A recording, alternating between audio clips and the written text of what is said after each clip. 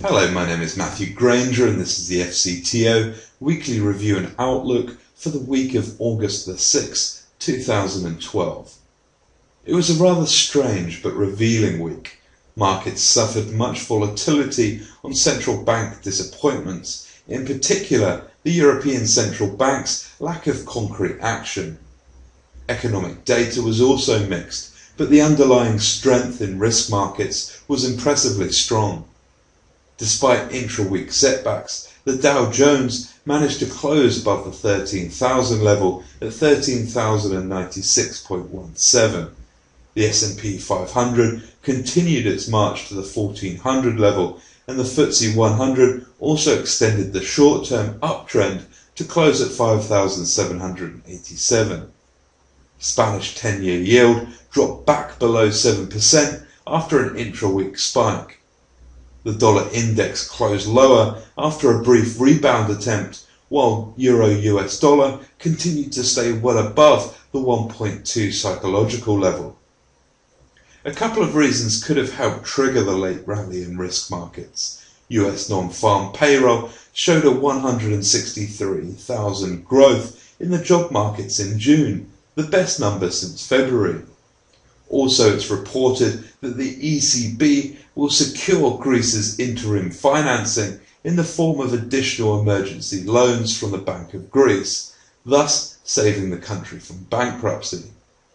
Meanwhile, it's also reported that Spain is close to seeking a full-scale bailout, even though the decision won't be made within a few weeks. In addition, markets reassessed ECB President Draghi's comments that at least the central bank is planning to do something to bring down peripheral bond yields. These reasons were actually all quite unconvincing, but still, risk rally on unconvincing reasons must still be respected.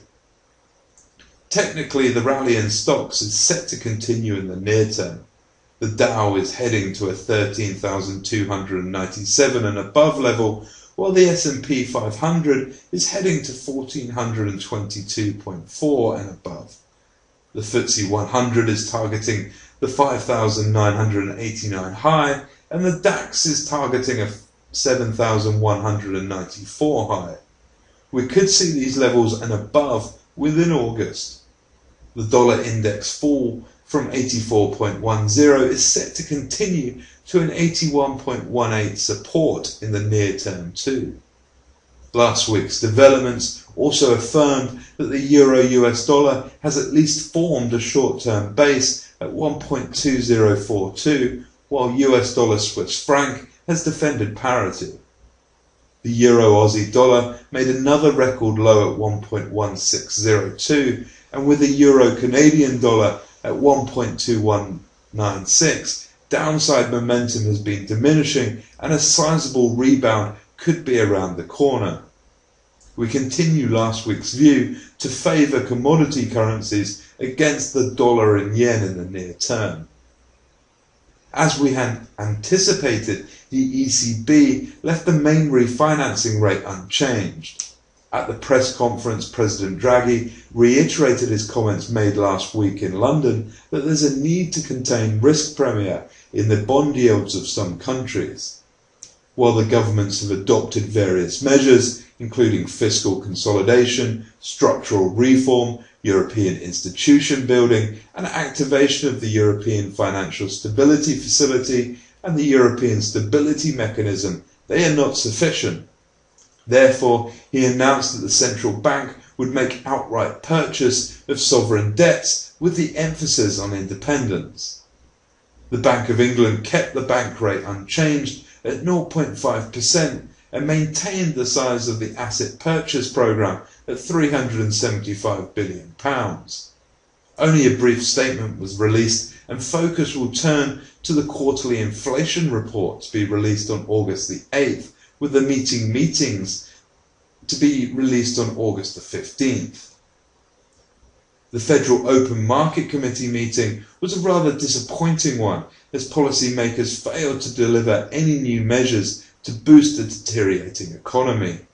While we had anticipated that the Fed would be refrained from announcing a third round of quantitative easing in August, we thought it would at least extend the low rate guidance to 2015, yet the Fed decided to leave it unchanged. Policymakers were maintaining easing bias, but few changes were found in the languages of the accompanying statement. We expect the Fed was still gauging the impact of the Operation Twist, which was extended last month. We maintain our view that the QE3 will be announced at the next meeting. And that's it. For a more detailed analysis and daily updates on all the news affecting the Forex market, join us throughout the week at www.forexcurrencytradingonline.co.uk. That's www.forexcurrencytradingonline.co.uk.